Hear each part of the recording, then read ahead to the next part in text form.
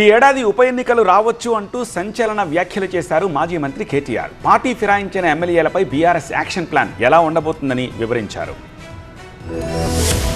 Media chit chat లో మాజీ మంత్రి కేటీఆర్ కీలక వ్యాఖ్యలు చేశారు. పార్టీ మారిన ఎమ్మెల్యేలపై సంక్రాంతి తర్వాత సుప్రీంకోర్టుకు వెళ్తామని, పార్టీ ఫిరాయించిన ఎమ్మెల్యేల నియోజకవర్గాల్లో ఈ ఏడాది ఉప ఎన్నికలు రావచ్చన్నారు కేటీఆర్. రైతు భరోసాతో రేవంత్ సర్కార్ పై ప్రజల్లో తిరుగుబాటు రాబోతుందని, రైతు భరోసా కొందరికే ఇచ్చే ప్రయత్నం జరుగుతుందని ఆరోపించారు. రైతులకి సెల్ఫ్ డిక్లరేషన్ ఎందుకని ప్రశ్నించారు.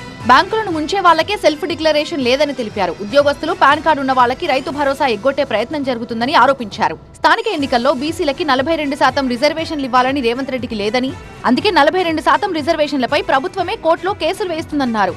ఇక RRR కాంట్రాక్టులలో 12,000 కోట్ల అవినీతి జరుగుతుందన్నారు. బడా కాంట్రాక్టర్ల నుంచి కాంగ్రెస్ నాయకులు 1,000 కోట్లు వసూలు చేసి ఢిల్లీకి పంపుతున్నారని కేటీఆర్ ఆరోపించారు. 1,38,000 కోట్ల అప్పులో 1,000 కోట్ల రూపాయలు ఢిల్లీకి పోతున్నాయన్నారు. ఖాజాగూడలో ఉన్న పేదలను రోడ్డుపై పడేశారని మండిపడ్డారు. ఇందిరమ్మ రాజ్యం అంటే ఇదేనా అని ప్రశ్నించారు. ఈ విషయంలో ఇప్పటికే సుప్రీంకోర్టు నుంచి ముఖ్యమంత్రికి తిట్లు పడ్డాయన్నారు. ఇక పార్టీ కార్యక్రమాలపై స్పందిస్తూ ప్రస్తుతం తమ పాత్ర తాము పోషిస్తున్నామని, కేసీఆర్ ప్రజల్లోకి ఎప్పుడు రావాలో అప్పుడే వస్తారని తెలిపారు కేటీఆర్.